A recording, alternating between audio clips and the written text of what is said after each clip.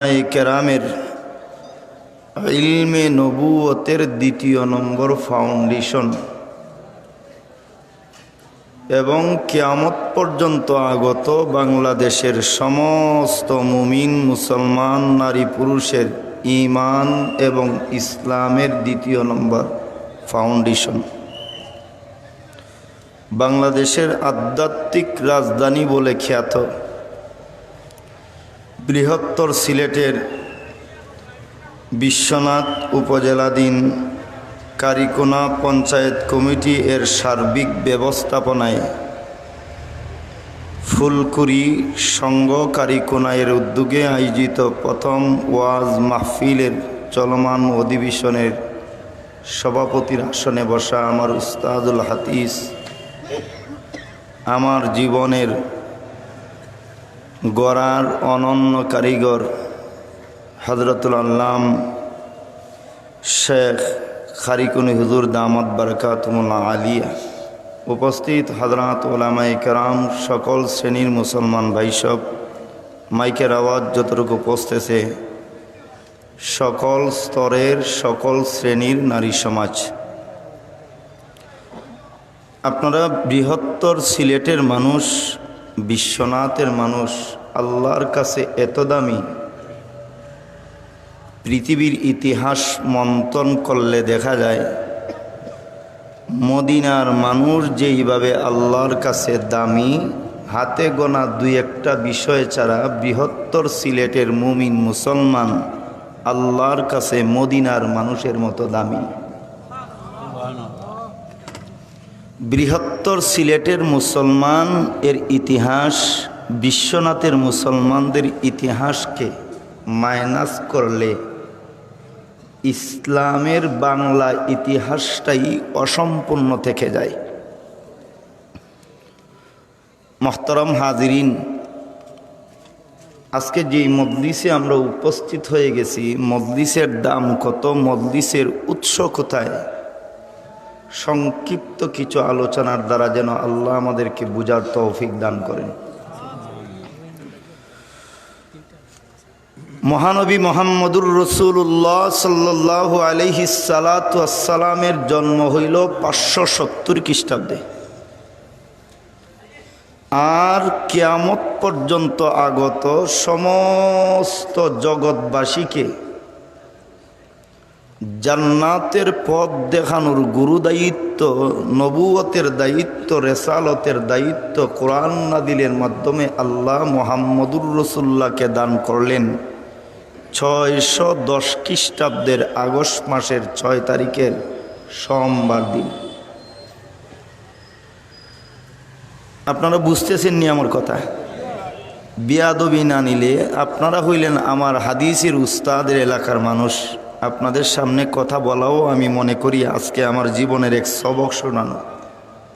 মেহেরবানি করে এই খালি জায়গাগুলো একটু পুরা করে বসেন, পিছনের মানুষগুলো আসতে সহজ হবে, আমার কথাগুলো বলতেও সহজ হবে। মাশাআল্লাহ, আল্লাহ সকলের আশাকে কবুল করুন। যারা উঠে উঠে আসতেছেন এদের সম্পর্কে পবিত্র কোরআনের এক বিশেষ ঘোষণা আছে। ঘোষণাটা হইল, আল্লাহর দ্বীনের তালিমের মজলিসে কেউ যদি সামন দিক দিয়ে আগায়, যতটুক জায়গা সে সামনে আসলো এতটুক জায়গায় তার জান্নাতের রাস্তা বলে গণ্য হইয়া যায়। আল্লাহর ঘর কাবা শরীফের অদূরে আমার কথাগুলা যদি আজকে বুঝতে পারেন, জীবনের অনেক বড় বড় প্রশ্নের জবাব আপনাদের পেয়ে যাবেন। বৃহত্তর সিলেট এই বিশ্বনাথের মানুষ আপনাদের মর্যাদা কত, এই জিনিসটা কোরআন হাদিসে ইতিহাসে কেমন আছে আমি আপনাদের সামনে আনতে চাইতেছি। সবাই মন দিয়া মরণ পর্যন্ত মনে রাখার নিয়ত কার কার আছে? আল্লাহ সকলকে কবুল করুন। বর্তমান আল্লাহর গড় কাবা শরীফের অদূরে সুউচ্চ এক পাথরের পাহাড়, পাহাড়টার নাম হলো জাবালে নূর, যাকে নূর পাহাড় বলা হয়।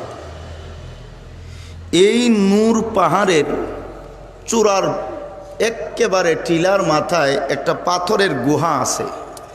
এই গুহাটাকে পৃথিবীর ইতিহাস এবং ইসলামের ইতিহাস গারে হেরা নামে নামকরণ করেছে। সেই গুহাতে নবুয়ত, রেসালত এবং কোরআন পাওয়ার কোনো বর্ণনায় 40 দিন, কোনো বর্ণনায় 3 বছর, কোনো বর্ণনায় 7 বছর পর্যন্ত আল্লাহর রসুল আল্লাহর বিশেষ ইবাদত বন্দেগীতে নিয়োজিত ছিলেন। আল্লাহর বিশেষ ইবাদত বন্দেগীরত অবস্থায় রসুলের বয়স যখন 40 পূর্ণ হইয়া গেল, 41তম বৎসরে রসুল শুধু পদার্পণ করছেন। সাথে সাথে আল্লাহ জিব্রাইল আমিনকে দিয়া গারে হেরার সম্মুখ ভাগে পবিত্র কোরআনের প্রথম 4 আয়াত, সূরা আলাকের প্রথম 4 আয়াত দিয়া রসুলের দরবারে পাঠিয়ে দিয়েছেন। কোরআন নাদিলের মাধ্যমে আল্লাহ মুহাম্মদুর রাসূলুল্লাহকে নবুয়ত দিলেন, মুহাম্মদুর রাসূলুল্লাহকে রিসালাত দান করলেন।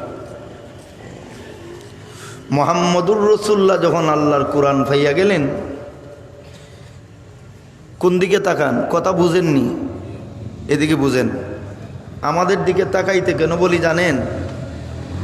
আমি আল্লাহকে হাজির নাদির রেখে বলতে পারি, আমার পাশে যে বসা হযরত কারিকুনি হুজুর, হুজুরের দর্শে যতদিন আমরা বসতাম, আমার জানা মতে একটা মুহূর্ত সময় হুজুরের চেহারার দিকে নজর ছাড়া আমাদের ভিন্ন কোনো নজর থাকতো না।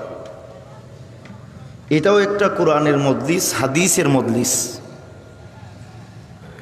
বুঝতেছেন?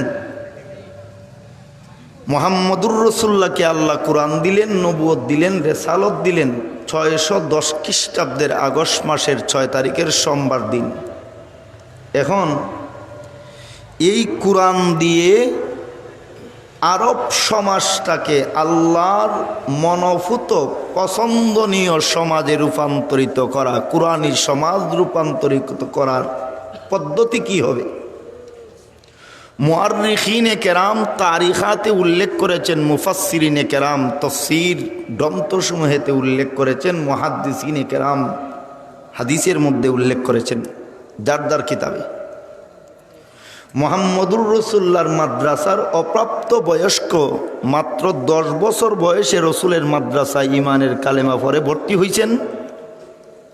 নাম আলী ইবনে আবি তালিব রাদিয়াল্লাহু তাআলা। রসুল বললেন, হে আলী, সমাজবাসীর কাছে কোরআনের বিধান এর দাওয়াত পৌঁছানোর স্বার্থে তুমি একটা মজলিস ইজতেমার ব্যবস্থা করো।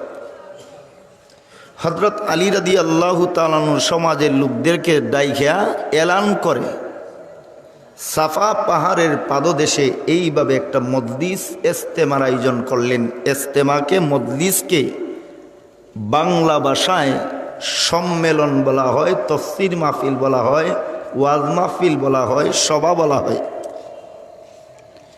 ইসলামের ইতিহাসের প্রথম ইজতেমা, মজলিস, সম্মেলন, তাফসীর মাহফিল, মহাসম্মেলনের আয়োজক ছিলেন মাদ্রাসার ছাত্র হযরত আলী রাদিয়াল্লাহু তাআলা আনহু, আর বক্তা ছিলেন মুহাম্মদুর রাসূলুল্লাহ সাল্লাল্লাহু আলাইহি ওয়াসাল্লাম।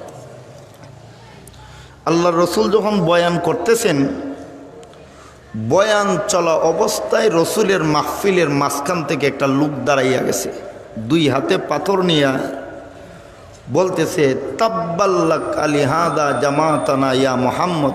হে মুহাম্মদ, আমাদের ব্যবসার কাজ বন্ধ রেখে, আমাদের সামাজিক কাজগুলা বন্ধ রেখে, আমাদের ক্ষেত খামার বন্ধ রেখে, বাগবাগিচার বিভিন্ন সেচ প্রকল্প বন্ধ রেখে তোমার কোরআনের বয়ান শোনানোর জন্য আমাদেরকে এই মাহফিলে সমবেত করে আজকের দিনটাই তুমি আমাদের নষ্ট করে ফেলেছ। তাব্বাল্লাক, এই দিনটাই তোমার ধ্বংসের কারণ হোক, তুমি ধ্বংস হয়ে যাও। এই বদদুয়াটা যেই লোকে 2 হাতে পাথর সহ উঠাইয়া দিল, এই লোকটার পরিচয় দিয়ে আল্লাহ বলেন তার নাম হইল আবুল আহাব। 2 হাতে পাথর উঠাইল, পাথর সহ আল্লাহ তার দুটা হাত জায়গায় বন্ধ করে দিলেন। সাথে সাথে আল্লাহ তার পবিত্র কোরআনের একখানা সূরা নাযিল করলেন, এই সূরাকে সূরা লাহাব বলা হয়, যাকে আমরা তাব্বাত ইয়াদা সূরা বলি। আল্লাহ বলেন, তাব্বাত ইয়াদা আবি লাহাবি ওয়া তাব্বা মা আগনা আনহু মালুহু ওয়া মা কাসাবা সায়াসলা নারান যাতা লাহাবি ওয়া ইমরাআতুহু হাম্মালাতাল হাতাব ফি জিদিহা হাবলুম মিন মাসাদ। হে মুহাম্মদুর রাসূলুল্লাহ সাল্লাল্লাহু আলাইহি সমাজবাসীর কাছে কোরআনের দাওয়াত পৌঁছানোর জন্য দায়িত্ব দিছি আমি আল্লাহ। দায়িত্ব পালন করার স্বার্থেই আপনি মাহফিলের আয়োজন করে বয়ান করতেছিলেন। আপনার বাপদাদার কথা নয়, কালামুল্লাহ, আমি আল্লাহর কালাম। বয়ান করার অপরাধে যেই লোকটা পাথর হাতে নিয়ে দাঁড়াইছে আপনারে মারতে আর আপনাকে অভিসম্পাত করেছে, এত বড় দুঃসাহস আপনার মাহফিলে দেখানোর কয়েক কারণ। এক নম্বর কারণ হইল, তারে আমি আল্লাহ কয়েকটা সন্তান দান করেছি। এই সন্তানগুলার গায়ের জোর এমন, বাবাই সন্তানগুলা যেদিকে নিয়ে যায় এদিকেই তার জয় হইয়া যায়। সন্তানদের ক্ষমতার বলে মাহফিলে দাঁড়াইয়া গেছে। দুই নম্বর হইল, সে বর্তমান দুনিয়ার সর্বোচ্চ পর্যায়ের আদালত ওয়ার্ল্ড সুপ্রিম কোর্ট দারুন নাদওয়ার চিফ জাস্টিস, প্রধান বিচারপতি, রাষ্ট্রীয় পর্যায়ের সে একজন সম্মানী ব্যক্তিত্ব। তার ক্ষমতা আছে, ক্ষমতার বলে দাঁড়াইছে। তিন নম্বর কারণ হইল, তার অর্থ সম্পদ, ধন সম্পদ আছে, সম্পদের গরমে দাঁড়াইছে। চতুর্থ নম্বর কারণ হলো ওয়ামরাতু, এর দুই ব্যাখ্যা। এক ব্যাখ্যা হলো শ্বশুর বাড়ির ক্ষমতা। যেই ঘরে বিয়ে করেছে এই ঘরের পুরুষ হইল একজন নেতা, এই ঘরের সম্বন্ধী, তার সম্বন্ধী হইল একজন নেতা, তার শালাও একজন নেতা, আর যেই মেয়েটারে বিয়ে করছে এই মেয়েটাও একটা নেত্রী। শ্বশুর বাড়ির নেতা নেত্রীর গরমে আপনার বিরুদ্ধে দাঁড়াইছে দুই হাতে পাথর নিয়া।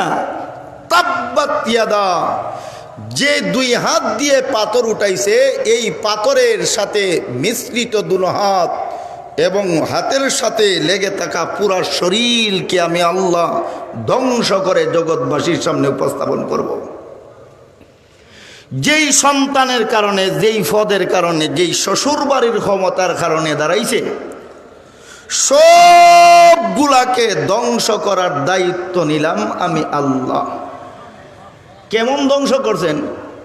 মুআররিখরা তারিখাতে উল্লেখ করেছেন, বিশেষত আল্লামা ইদ্রিস কান্দলবী রহমতুল্লাহি আলাইহি মুহাম্মদুর রাসূলুল্লাহর সিরাতে উল্লেখ করেছেন, বদরের যুদ্ধের কয়েকদিন আগে আবুল আহাবের ওই দুনো হাত, তাব্বাত ইয়াদা, দুই হাত সহ শরীর আল্লাহ ধ্বংস করবেন যে আল্লাহর ওয়াদা, কয়েকদিন আগে আবুল আহাবের দুনো হাত পচা শুরু হয়েছে, একটা রোগ আসছে, বিছানায় পড়ে গেছে। বিছানায় পড়া অবস্থায় আবুল আহাব যখন খাবার চায়, স্ত্রী সন্তানগুলা আবুল আহাবকে এইভাবে খাবার দেয়, কাতআমিল কালব, মানুষ যেইভাবে কুকুরকে ঢিল দিয়ে খাবার দেয়, এইভাবে তার স্ত্রী সন্তান দূর থেকে ঢিল দিয়ে খাবার দেয়। কি জানি আবুল আহাবের গায়ের রোগ তাদের শরীরে আইসা যায়। বদরের যুদ্ধ বিজয়ের কয়েকদিন পরে যখন আবুল আহাব মারাই গেল, মারা যাওয়ার সময় আবুল আহাবের পুরো শরীর পচে গেল। মরণের পর আবুল আহাবের দাফন প্রসঙ্গে আসলে সমাজবাসীতেও অস্বীকৃতি জানালো, এই ছেলেরাও অস্বীকৃতি জানালো। সমাজের লোকদের, পঞ্চায়েতের লোকদের চাপে আবুল আহাবের ছেলেরা তার বাবার লাশ দাফন করবে। ইতোফিয়া থেকে, হাবসা থেকে দুইজন গোলামকে ভাড়া করে আনলো। আইনা বলল, আমরা বাপরে দাফন করে দাও। হেরা কয় দাফন করতে পারি, তবে তোরার বাপরে যেই রোগে মারা গেছে এই শরীরে আমরা হাত লাগাইয়া দাফন করতে পারবো না, আর সাধারণ বিনিময়ে না। কয় কত? কয় তোরা একটা মূল্য কইছে, গোলামরা কয় এর চেয়ে 10 গুণ বেশি দিতে হবে। কয় ঠিক আছে, বেশি দিব। কয় হাত দিয়ে দাফন করতে পারবো না, আমাদেরকে বাঁশ আইনা দিতে হবে। তোরার বাপরে বাঁশ দিয়ে গুতাইয়া দাফন করবো, রাজি আসত নি? কয় এটা তো রাজি।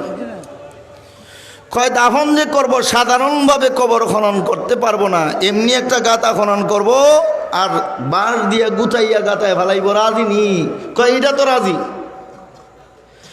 এই রাজি হওয়ার পরে আবুল আহাবের ছেলেরা 2টা বাঁশ আইনা ক্রয় করিয়া দিল। ইথিওপিয়ার 2 গুলামে আবুল আহাবকে ঘরের অদূরে একটা গর্ত বানাইয়া ঘরের ভিতর থেকে বাঁশ দিয়ে গুতাইয়া গুতাইয়া সেখানে গর্তে ঢেলে মাটি চাপা দিল। আবুল আহাবের এই মরণ দশা দিয়া কিয়ামত পর্যন্ত আল্লাহ শিক্ষা দিলেন, কিয়ামত পর্যন্ত আমার নবী মুহাম্মদুর রাসূলুল্লাহ সাল্লাল্লাহু আলাইহি ওয়াসাল্লাম দুনিয়ার জগতে জায়গায় জায়গায় যাইয়া দ্বীনের দাওয়াত দিবেন না, কিন্তু আমার নবীর প্রতিনিধি উলামায়ে কেরাম যাবেন। কিয়ামত পর্যন্ত ইসলাম থাকবে, ইসলামের দাওয়াতে তবলিগের কাজ করার জন্য আমার নবী না গেলেও আমার নবীর মুসলমান উম্মতেরা যাবে, উলামায়ে কেরাম যাবেন। কিয়ামত পর্যন্ত ইসলাম থাকবে, দুনিয়াবাসীকে ইসলাম বুঝানোর জন্য নাইবে নবী হক্কানি রব্বানি উলামায়ে কেরাম নবীর অনুসরণে ইজতেমা মজলিস মাহফিলে যাইয়া কোরআনের কথা বলবেন।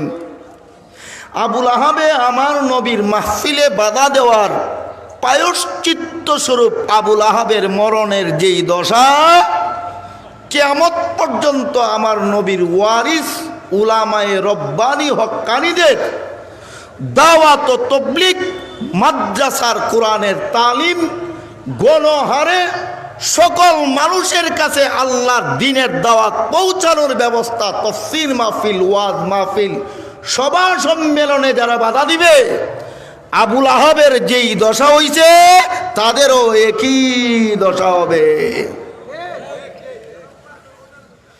মহানবী মুহাম্মদুর রাসূলুল্লাহ সাল্লাল্লাহু আলাইহি সাল্লাম যখন আল্লাহর দ্বীনের দাওয়াত দিতে লাগলেন, আল্লামা ইমাম আবু বকর জাসসাস রাহমাতুল্লাহি আলাইহি তার তাফসীরে আহকামুল কোরআনে উল্লেখ করেছেন, দুনিয়াবি এমন কোনো মানবীয় ষড়যন্ত্র ছিল না যেগুলা মুহাম্মদুর রাসূলুল্লাহর মাদ্রাসার তালিম আর তাবলীগকে প্রতিরোধ করার জন্য করা হয় নাই।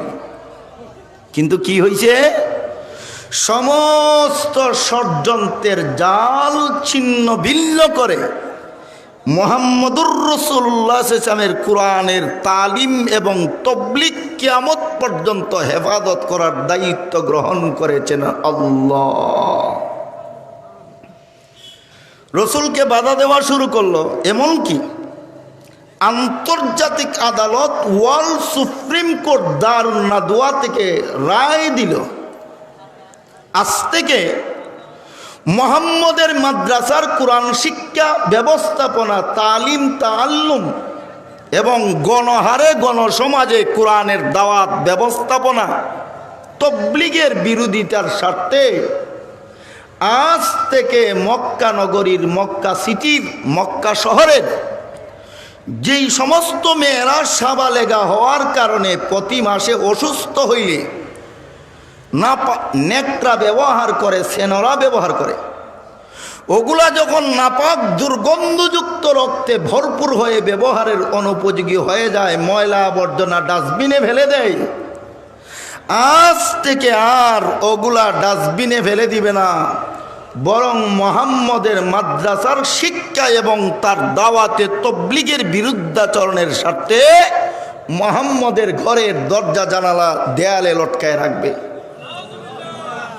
আল্লামা ইউসুফ কান্দলবী রহমাতুল্লাহি আলাইহি তার হায়াতুস সাহাবা নামক কিতাবের প্রথম খণ্ডে উল্লেখ করেছেন, এই ঘোষণাটা দেওয়ার জন্য আরব নগরীর প্রত্যেকটা বাড়ির গেইটে গেইটে যাইয়া যেই মেয়েটা ঘোষণাটা পৌঁছাইছিল, এই মহিলাটা হইল আবুল আহাবের বউ। আবুল আহাবের বউর এই ঘোষণা পাইয়া মক্কা নগরীর মেয়েরা রসুল সকালবেলা দাওয়াতে তাবলীগের কাজে বাইর হইলে সারাদিন ভোর দাওয়াত দিয়া রসুল যখন সন্ধ্যায় আসতেন, আইসা দেখতেন মক্কা নগরীর মেয়েরা তাদের ব্যবহৃত নাপাক দুর্গন্ধযুক্ত রক্ত মাখা নেকড়া দিয়া রসুলের দরজা জানালা এমনকি পুরা দেয়াল ভরপুর করে রেখে দিছে। তখন আল্লাহর রসুল নিজের মুবারক লাঠি দিয়া একটা নেকড়া সরাইতেন আর বলতেন, হায় রে আমার সমাজ, পারো কি এইভাবে জুলুম করতে? অথচ আমি চাই তোমাদেরকে কোমরে ধরে ধরে জান্নাতের মেহমান বানাতে। দেখলো না, এইভাবেও মুহাম্মদুর রাসূলুল্লাহকে প্রতিরোধ করে গড়ে উঠানো, আবদ্ধ করা সম্ভব হচ্ছে না।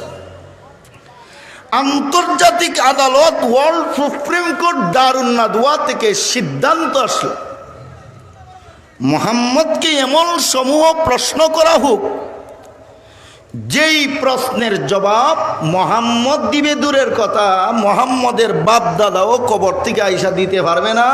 এই সূত্রে মুহাম্মদের মাদ্রাসা বন্ধ, তবলিগও বন্ধ। বুঝতেছেন কথা? এই কথাগুলো না বুঝলে আপনাদের মর্যাদা কত এটা বুঝবেন না। বৃহত্তর সিলেট এবং আপনারা বিশ্বনাথার মানুষের মান মর্যাদা আল্লাহর কাছে কত, এই কথাটা বোঝানোর জন্য আমি এই ভূমিকা স্বরূপ আলোচনাগুলো নিয়ে আসতেছি। ভালো করে বুঝেন।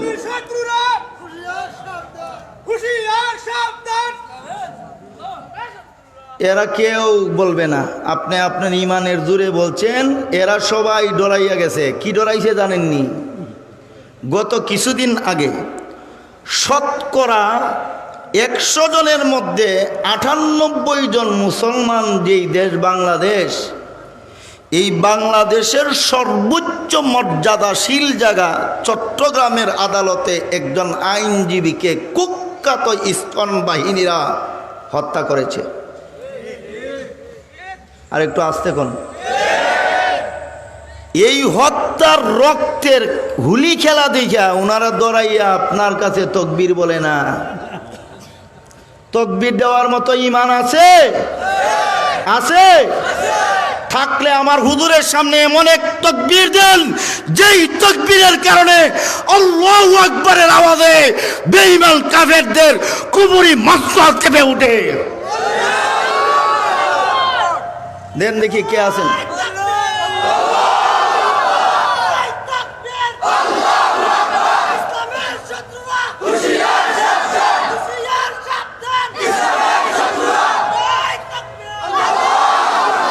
জিহাদ জিহাদ জিহাদ চাই, জিহাদ জিহাদ জিহাদ চাই,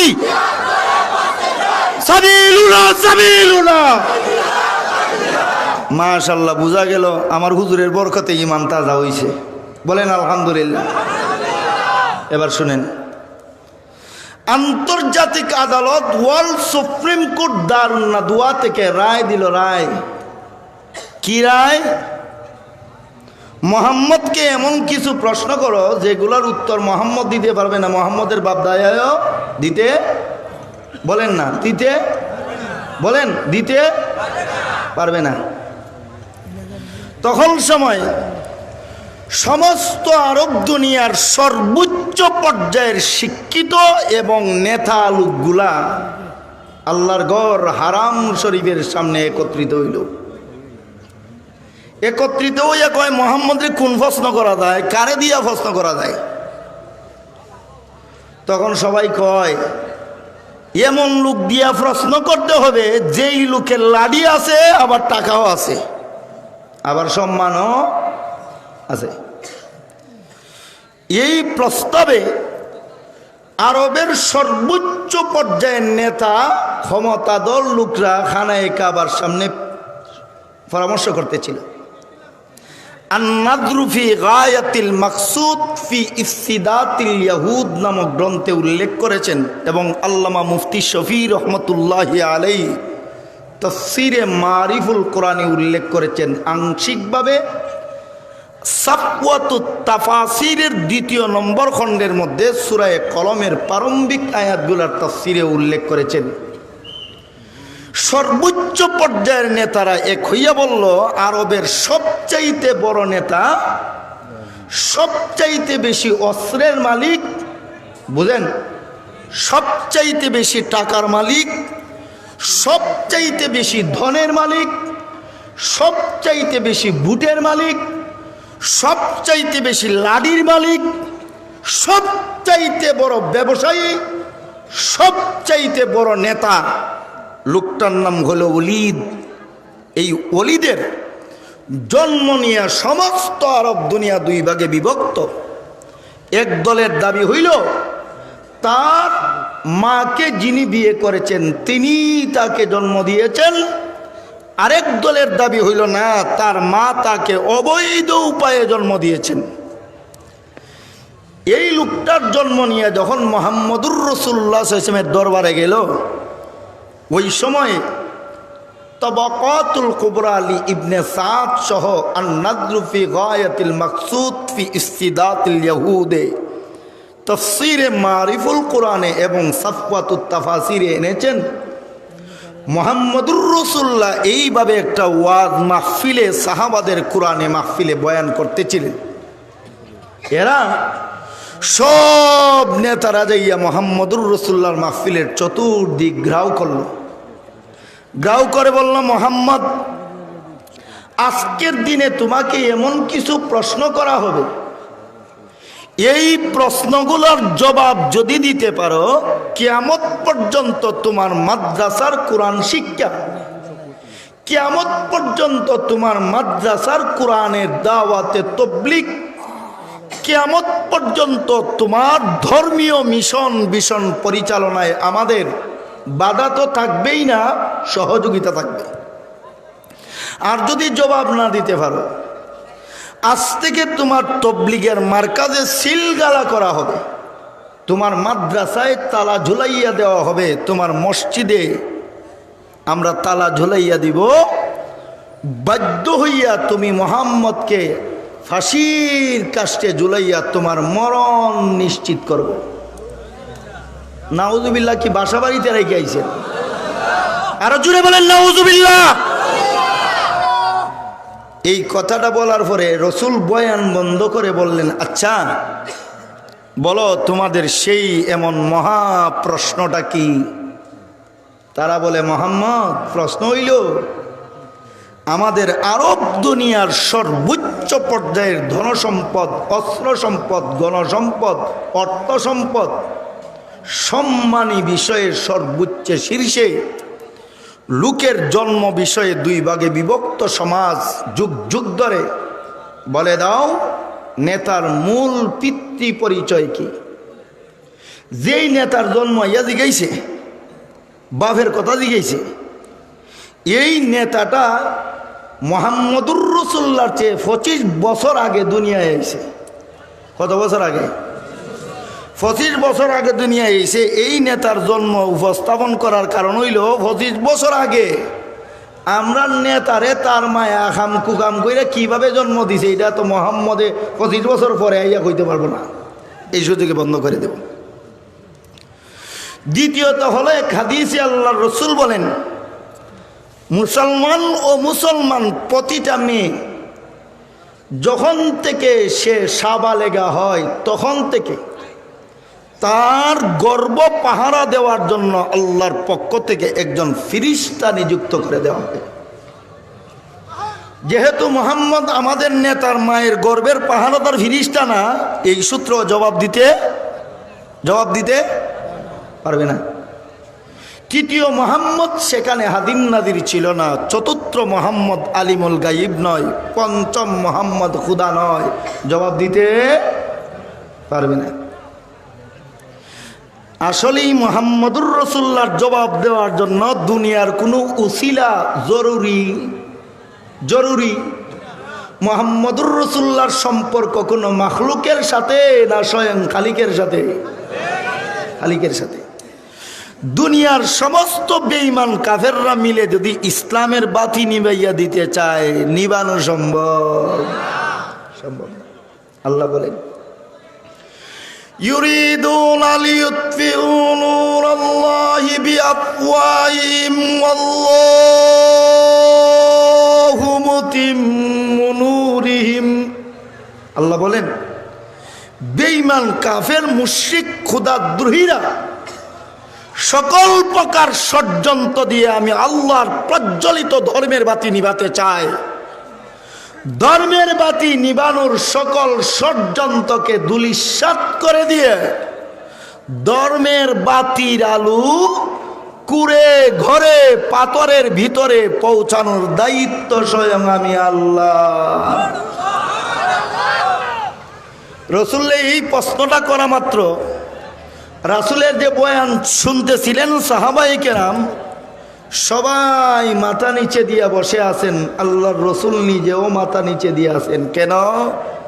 এই জবাব না দিতে পারলে আজ থেকে ইসলামের বাতি নিভে যাবে, আর কোনোদিন এই বাতি জ্বালানো সম্ভব হবে না। মুহাম্মদুর রাসূলুল্লাহর মাথা নিচে সাহাবারা যারা শ্রোতা তাদেরও মাথা নিচে। এমন সময় আল্লাহ তার পবিত্র কোরআনের সূরায়ে কলমের 1 থেকে নিয়ে 16 পর্যন্ত আয়াতগুলা জিবরাইলকে দিয়ে নাযিল করে দিয়েছেন। জিবরাইল আইসা মুহাম্মদুর রাসূলুল্লাহর দরবারে তেলাওয়াত করতেছেন, আর আল্লাহর রাসূলও তেলাওয়াত করে করে তাদের শোনাচ্ছেন।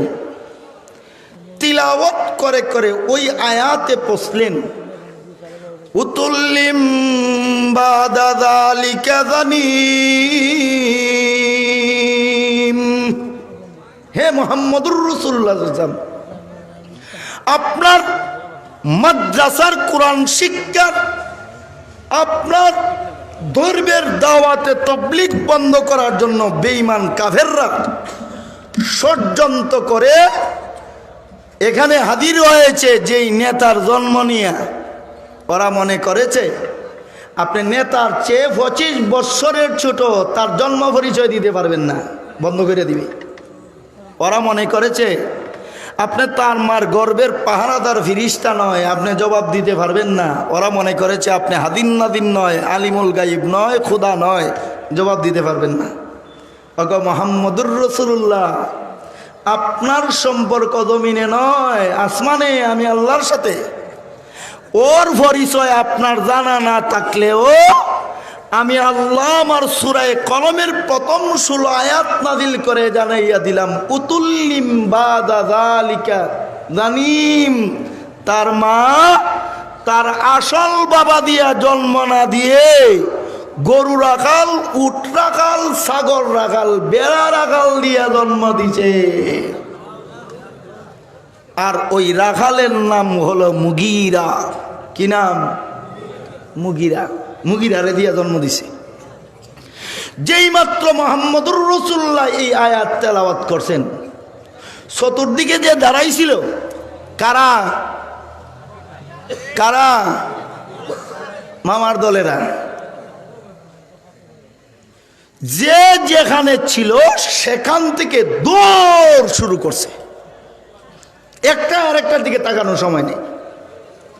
তাফসীরের কিতাবে উল্লেখ করেছেন ওরা দৌড় দিলে কেন? আইসিল তো বন্ধ করতো, দৌড় দিল কেন? এর জবাবে উল্লেখ করছেন এদের ভয় লাগিয়া গেছে, বাবা রে মুহাম্মদের মাদ্রাসা মসজিদ আর তাবলীগ বন্ধ করতে আইসা সর্বোচ্চ নেতার জন্মের যে দশা বাইর হইছে, তাড়াতাড়ি দৌড় দিয়ে, না হইলে আমাদের জন্মের খবর বাইরে যাইব। এই শক্তি দৌড় দিছে। নেতা দৌড়িয়া বাড়ি গেছে, বাড়িতে যাইয়া দেখে মা বাসায় নাই। খুঁজে খুঁজে আত্মীয় বাড়ির শেষ মফস্বলের শেষ এক বাড়িতে গিয়া দেখে মা আরেকজন মহিলার মাথার চুল থেকে উকুন আনতেছে। এমনি মায়ের চুলের মুঠায় ধরছে, ধইয়া কঙ্করযুক্ত উত্তপ্তময় বালুকায় রাস্তা দিয়ে টান শুরু করছে। পাথরের আঘাতে মার পুরা শরীর ক্ষত বিক্ষত হয়ে রক্তক্ষরণ হচ্ছে। মার চিৎকার তার কানে যায় না। মারে নিয়ে নিজের উঠানের মধ্যে শুয়াইছে। শুয়াইয়া মার বুকে বসছে। বৈশা নিজের তলোয়ারটা খাপ থেকে বের করে মার গলার মধ্যে লাগাইয়া জিজ্ঞেস করে, সত্য করিয়া ক আমারে কোন পুরুষ দিয়া জন্ম দিছস? সুবহানাল্লাহ বলবেন না? কয় এটা কি কস? তুই জানাস না? তুই নিজে বুড়া হইয়া গেছস, তোর সন্তানগুলোও বুড়া হতে যাচ্ছে, তুই জানাস না তোর বাপকে?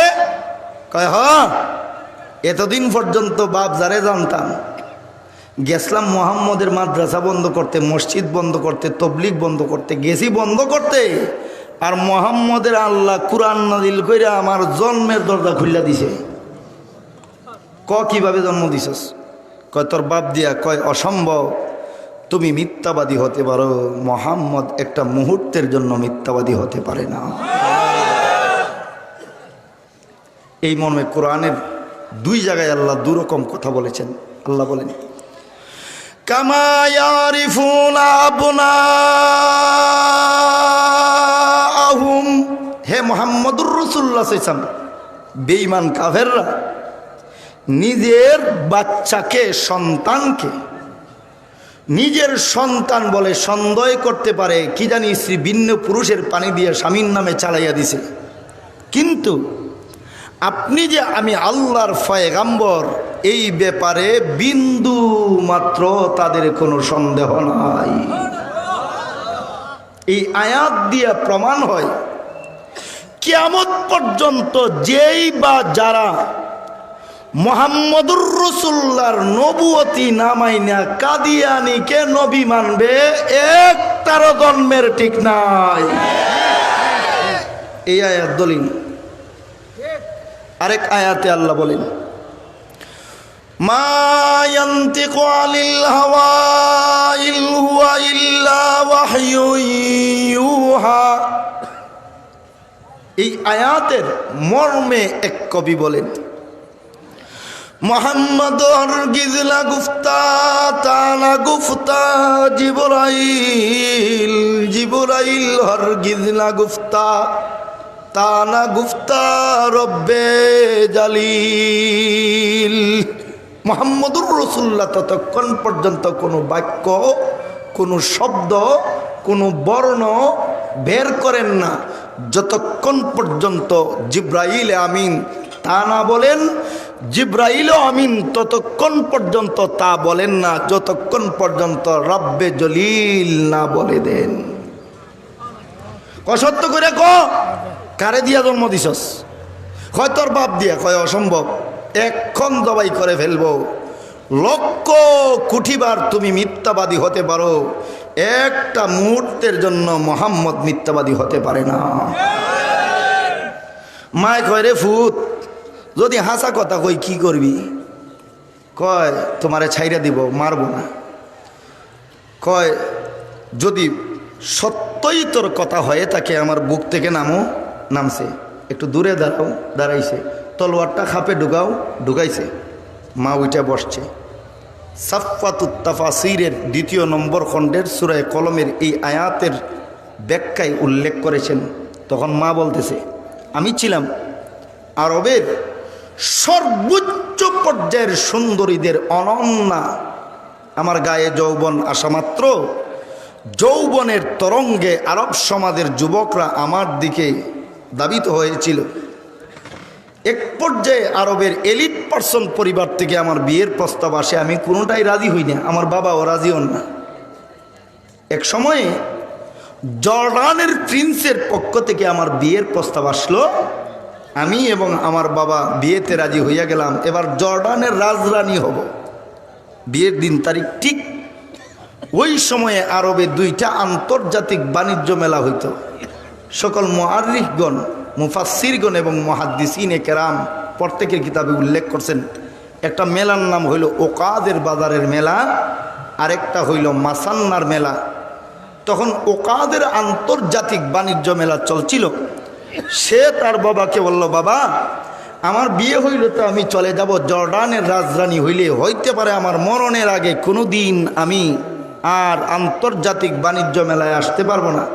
যেহেতু সুযোগ আছে আমার একটু মেলার মধ্যে নিয়ে যান, মেলা দেখানোর জন্য। আমার বাবা আমার দরখাস্ত মঞ্জুর কইরা নিয়ে গেলেন মেলা দেখানোর জন্য। মেলার স্টলগুলা যখন একে একে পরিদর্শন করতেছিলাম, এমন সময়ে এমন একটা স্টলের বরাবরে হইলাম, যেই স্টলের মালিক ছিলেন আমাকে যিনি বিয়ে করেছেন, তোর বাবা আমারে দেখেই, আমার লাল দেখিয়া এমন এক ফাল দিছে, বিয়ের প্রস্তাব দিয়ে বসলো। আমার বাবা অস্বীকার করলেন, প্রস্তাব প্রত্যাখ্যান করলেন।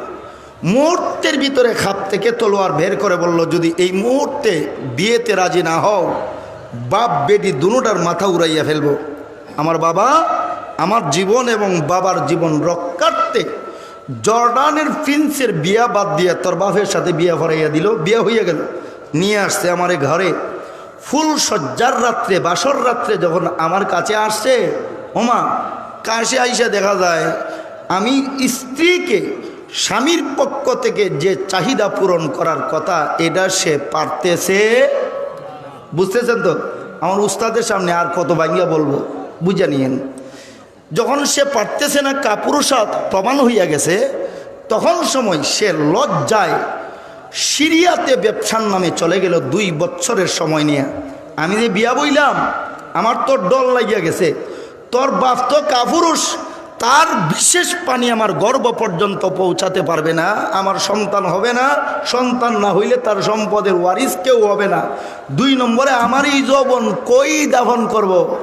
যৌবনের মাতলামি আর সন্তানের আশার মাতলামি, এই 2 মাতলামির সমন্বয়ে ওই যে রে ফুত দেখো মাঠটা, এই মাঠের মধ্যে একজন উট বকরি ছাগল রাখালি করত, এর নাম হইল মুগিরা। এই মুগিরার সাথে আমার ভালোবাসা প্রেম প্রতিক্রিয়া হইল। ভালোবাসার কারণে সে আমাদের বাড়িতে আসা যাওয়া করত। আসা যাওয়ার সুবাদে আমার শারীরিক চাহিদা পূরণের স্বার্থে তার সাথে যখন বিছানায় আমি মিলিত হইলাম, তোমার বাবারে দিয়া যেই কাজের দরকার, এটা তারে দিয়া নেওয়া শুরু করলাম। আর হের ভানিটা আমার ভিতরে গেছে, এই ভানি দিয়া বাবা তোমার জন্ম হয়েছে। এই ঘটনা যখন শুনাইল, ওলিদ তার মাকে ছেড়ে দিয়ে চলে গেল বনবাসে। পাহাড়ি জীবনে থাকতে থাকলো নির্জনে, একা একই নির্জন বনবাসে থেকে থেকে এক পর্যায়ে সে মারা গেল। মারা যাওয়ার পর তার লাশটা দাফন করার মতো কোনো লোক পাইল না। এক পর্যায়ে এই ওলিদের লাশটাকে পাহাড়ের হিংস্র জানোয়ারগুলা টেনে হেসে খাইল। এই ঘটনাটা উল্লেখ করে কিয়ামত পর্যন্ত আল্লাহ দুনিয়াবাসীকে কি শিক্ষা দিলেন, এই ঘটনা উল্লেখ করে সমস্ত দুনিয়াবাসীকে আল্লাহ শিক্ষা দিলেন। আমার নবী মুহাম্মদুর রাসূলুল্লাহ ওয়াজ মাহফিল করার জন্য কিয়ামত পর্যন্ত তোমাদের ধারে ধারে যাবেন না, থাকবেন না, হায়াত আমি আল্লাহ দিব না।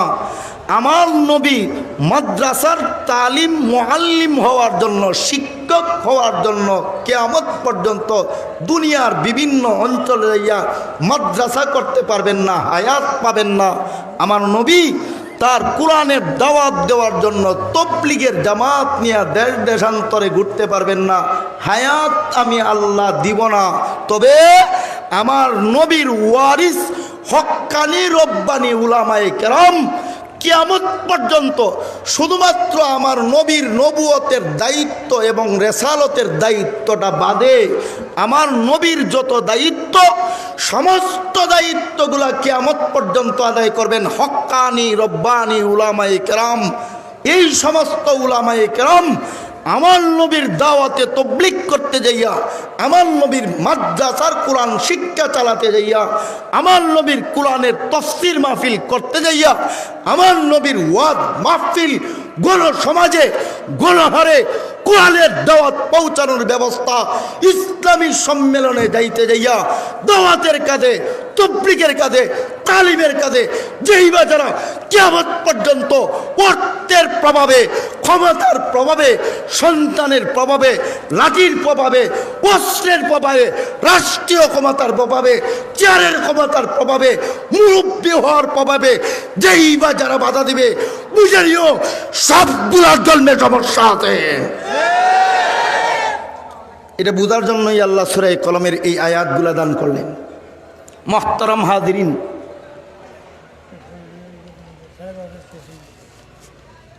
আমি যেই বিষয়টা চেয়েছিলাম, বৃহত্তর সিলেটের মানুষ, আপনারা বিশ্বনাথের মানুষ, হাতে গোনা মাত্র 3টা বিষয় ছাড়া মদিনাতুল মুনাওয়ারার মানুষের, মুমিন মুসলমানের মতো আল্লাহর কাছে মর্যাদাশীল। এই বিষয়টা বোঝানোর জন্য আমি ইতিহাসটা টান দিছি। ওই ইতিহাস বলতে গেলে অন্তত পক্ষে আরও 3 ঘন্টা সময়ের প্রয়োজন, যেটা আর রৌজুল উনুফ নামক কিতাবের মধ্যে উল্লেখ করেছেন। যাই হোক, আমার উস্তাদে মোহতারাম, আমি আমার জীবনের সর্বোচ্চ পর্যায়ের পাওয়া পেয়েছি, যার কাছে আমি তিরমিজি শরীফ পড়েছি। আমরা আমাদের ছাত্র জমানায় যাকে ইমামুত তিরমিজি বলতাম, হযরত সাজির গাইয়া হুজুর, বলেন বারাকাল্লাহু ফি আয়াতি, বলেন আমিন। যার কাছে আমরা মেশকাত শরীফ পড়েছি, যার কাছে আমরা অন্যান্য হাদিসের কিতাব পার্সোনালিভাবে আমরা পড়েছি, এবং আমি আল্লাহ হাদিন নাদির রাখি বলি, আমার 2 উস্তাদকে আপনারা জিজ্ঞেস করতে পারেন। আমার ছাত্র সময়ে আমার মনে হয় না ওনাদের সন্তানের চেয়ে আমাকে কম মহব্বত করতেন, এর চেয়ে বেশি মহব্বত করতেন। আমার উস্তাদদের সেই মহব্বতে আল্লাহ আমাকে এতটুকু পর্যন্ত এনেছেন। আমারও সফরের খুব বেশি ব্যস্ততা। আগামীকাল বৃহত্তর চট্টগ্রামের কক্সবাজারের প্রসিদ্ধতম জামিয়াত ইমাম মুসলিম রহমতুল্লাহি আলাইহির মহাসম্মেলন, সেখানে থাকতে হবে। এবং দিনের বেলায় বর্তমান হেফাজতে ইসলামের আমির আল্লামা মহিবুল্লাহ বাবুনগরীর বাবুনগর মাদ্রাসার আন্তর্জাতিক সম্মেলনের আগামীকালকে আমার অধিবেশন চালাতে হবে।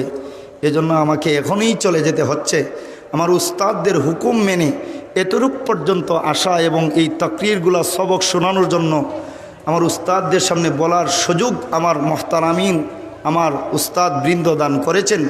এই জন্য আল্লাহর কাছে শুকরিয়া, এবং ওনাদেরকে আল্লাহ জাযায়ে আহসান দান করুন। আপনাদেরকেও আল্লাহ আমার এই উস্তাদদের সহবতে আপনাদের জীবন গঠনের তৌফিক দান করুন। ওয়া আখির দাওয়ানা আলহামদুলিল্লাহি রাব্বিল আলামিন। আসসালামু আলাইকুম ওয়া রাহমাতুল্লাহি।